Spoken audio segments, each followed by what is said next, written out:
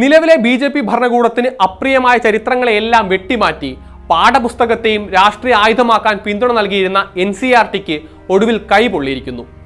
8ാം ക്ലാസ്സിലെ പുതിയ പാഠപുസ്തകത്തിൽ ജുഡീഷ്യറിയിലെ അഴിമതിയെക്കുറിച്ച് പരാമർശിക്കുന്ന ഭാഗം ഉൾപ്പെടുത്തിയതാണ് NCERTക്ക് പണിയായത്. സുപ്രീം കോടതി തന്നെ നേരിട്ട് ഇടപെട്ടതോടെ പുസ്തകം തന്നെ പിൻവലിച്ചിരിക്കുകയാണ് NCERT. വിശദമായി പരിശോധിക്കാം. സ്വാഗതം ഇൻഡെപ്തിലേക്ക്.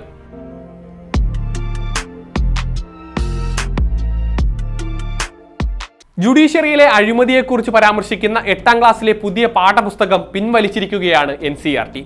പാഠഭാഗത്തിനെതിരെ സുപ്രീം കോടതി തന്നെ വടിയെടുത്തതോടെയായിരുന്നു നടപടി.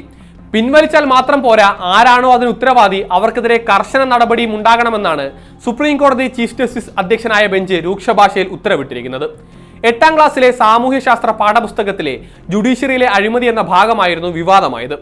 വിഷയം സുപ്രീം കോടതിയിൽ അഭിഭാഷകർ ചൂണ്ടിക്കാണിച്ചപ്പോൾ ശ്രദ്ധയിൽപ്പെട്ടിരുന്നുവെന്നായിരുന്നു കോടതി മറുപടി പറഞ്ഞത്. തുടർന്ന് സ്വമേധയാ കേസെടുത്ത കോടതി കടുത്ത ഭാഷയിലാണ് NCERT വിമർശിച്ചത്. ഭരണഘടനാ സ്ഥാപനങ്ങളെ വിദ്യാർത്ഥികൾക്ക് പരിചയപ്പെടുത്തുകയാണ് വേണ്ടത്, അല്ലാതെ കുഴപ്പിക്കുകയല്ല എന്നും കോടതി വ്യക്തമാക്കി. ജുഡീഷ്യറിയെ അപകീർത്തിപ്പെടുത്താനുള്ള ശ്രമമാണ് നടന്നത് എന്നാണ് സുപ്രീം കോടതിയുടെ നിരീക്ഷണം.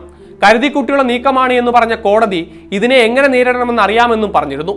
നേരത്തെയും പലതവണ NCERT പാഠപുസ്തകങ്ങൾ സംബന്ധിച്ച് വലിയ വിവാദങ്ങൾ ഉയർന്നിരുന്നെങ്കിലും പലവിധ കാരണങ്ങൾ പറഞ്ഞ് NCERT തീരുമാനവുമായി മുന്നോട്ട് പോയിരുന്നു.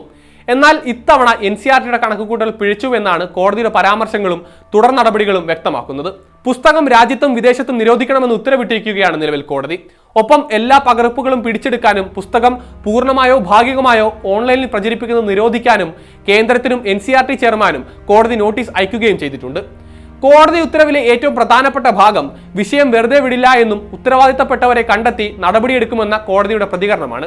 വെറുതെ വിട്ടാൽ നീതിന്യായ വ്യവസ്ഥയിലുള്ള ജനങ്ങളുടെ വിശ്വാസം നഷ്ടപ്പെടുമെന്നാണ് കോടതി അതിന് പറയുന്ന കാരണം. തലകൾ ഉരുളണമെന്ന വാചകമാണ് കോടതി ഉപയോഗിച്ചിരിക്കുന്നത്.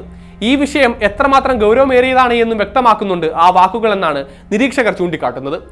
നമ്മുടെ സമൂഹത്തിലെ നീതിന്യായ വ്യവസ്ഥയുടെ പങ്ക് എന്ന അധ്യായത്തിലായിരുന്നു ജുഡീഷ്യറിയിലെ അഴിമതി എന്ന ഭാഗം ഉൾപ്പെട്ടിരുന്നത്.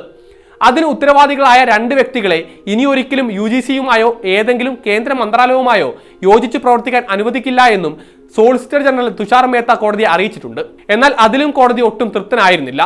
അതുകൊണ്ട് മാത്രം കാര്യമില്ല എന്ന നിലപാടാണ് കോടതിയുടേത്. കണക്കുകൂട്ടലിന്റെ ഭാഗമാണ് പാഠഭാഗം എന്നാണ് കോടതി വിശ്വസിക്കുന്നത്. അബദ്ധത്തിൽ കടന്നുകൂടിയതാണ് എന്ന് NCERT കുറിപ്പിറക്കിയെങ്കിലും അതിനെയും കോടതി വിമർശിച്ചിരുന്നു. നമ്മുടെ സമൂഹത്തിൽ ജുഡീഷ്യറിയുടെ പങ്ക് എന്ന് പരിഷ്കരിച്ച അധ്യായം കോടതികളുടെ ശ്രേണിയും നീതി നിർവഹണ സംവിധാനവും എല്ലാം വിശദീകരിക്കുന്നതിനപ്പുറം അഴിമതി, കെട്ടിക്കിടക്കുന്ന കേസുകൾ എന്നിവയിലേക്കും കടന്നു എന്നതാണ് കോടതിയെ പ്രകോപിപ്പിച്ചത്. മഹാത്മാഗാന്ധിയുടെ വധം, മുഗൾ ചരിത്രം ഉൾപ്പെടെയുള്ള സംഭവങ്ങളും നേരത്തെ NCERT ഒഴിവാക്കിയിരുന്നു. അന്നെല്ലാം വലിയ വിവാദങ്ങൾ അതേ തുടർന്നുണ്ടായെങ്കിലും NCERT സ്വന്തം നിലപാടിൽ തന്നെ തുടരുകയായിരുന്നു. അതുകൊണ്ട് തന്നെ നിലവിലെ കോടതി ഇടപെടലിന് വലിയ രാഷ്ട്രീയ പ്രാധാന്യവുമുണ്ട്.